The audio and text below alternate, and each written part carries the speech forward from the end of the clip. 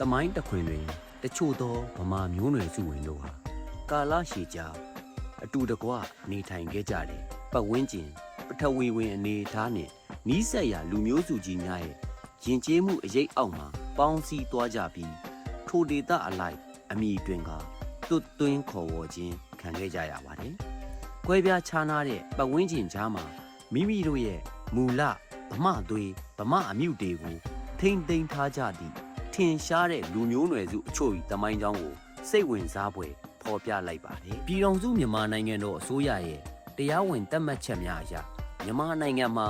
တိုင်းရင်းသားလူမျိုးစုပေါင်း135မျိုးရှိပြီးအဲ့ဒီထဲမှာမှဗမာမျိုးနွယ်စု6မျိုးပါဝင်တယ်ဟုပြဋ္ဌာန်းထားပါတယ်။ဒါပေမဲ့တကယ်တမ်းသမိုင်းကြောင်းနဲ့လူမျိုးနွယ်ဗေဒသဘောတရားအရာစနစ်တကျလေ့လာဆန်းစစ်ကြည့်မယ်ဆိုလို့ရှိရင်ဗမာမျိုးနွယ်စုဝင်များဟာ6မျိုးမကပဲထိုထက်မကပိုမိုကျယ်ပြန့်စွာရှိကြောင်းတွေ့ရပါတယ်။အင်းသားလူမျိုးရှမ်းပင်နီရှမ်းပေါင်းမီဝေး၍ရှမ်းတိုင်းရင်းသားများနီးတူစားတောက်နေထိုင်ကြတော်လဲတမိုင်းအထောက်အထားများအရာအင်းသားတို့ဟာတီးဘက်ဗမာအုပ်စုဝင်ဗမာမျိုးနွယ်စုအစစ်အမှန်များပင်ဖြစ်ကြပါတယ်။အင်းသားတို့ပြောဆိုသောစကားတွေဟာတဝဲ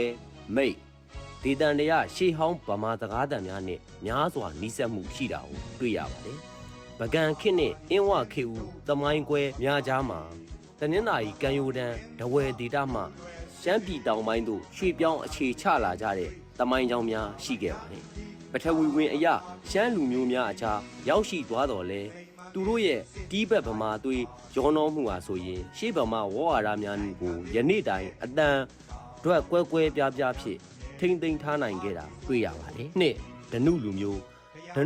တို့ရဲ့သမိုင်းကိုလေ့လာရမှာရှမ်းမျိုးနွယ်ဝင်ဓနုနဲ့ဗမာမျိုးနွယ်ဝင်ဓနုဟူပြီးသမိုင်းကြောင်းအရာတေးသေးချာချာကွဲကွဲပြားပြားတွေ့ရပါတယ်။သမိုင်းပညာရှင်အချို့ရဲ့အဆိုအရ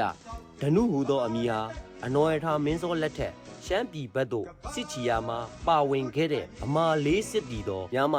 ဆင်းသက်လာတဲ့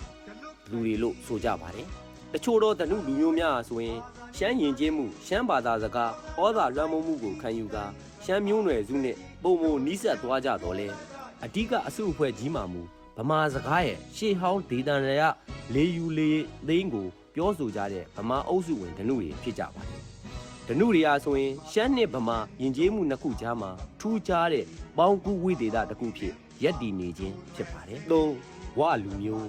တရုတ်ယဉ်ကျေးမှုအရေးမိုးတော်လဲအညာသားတို့၏အသွင်တံကိုစောင့်သူလို့တွေ့ရပါတယ်။ဝလူမျိုးဒါမှမဟုတ်ရင်ရှေ့အခေါ်ဝေါ်လဝလူမျိုးတို့ဟာမြန်မာနိုင်ငံရဲ့အရှေ့မြောက်ဘက်တရုတ်ပြည်နယ်စပ်နှင့်နီးစပ်စွာနေထိုင်ကြသူတွေဖြစ်ပါတယ်။ပထဝီဝင်အနေအထားအရတရုတ်ပြည်နှင့်ကပ်လျက်ရှိတော်လဲဘာသာစကားကုန်သွယ်မှုနှင့်ယဉ်ကျေးမှုအရာတရုတ်ဒီဇိုင်းများဘလို့ပင်လွှမ်းမိုးနေစေကမူဝလူမျိုးစစ်စစ်တို့၏ရုပ်ပိုင်းဆိုင်ရာအသွင်တံစိတ်နေသဘောထားနဲ့ဇာတိမန်မာ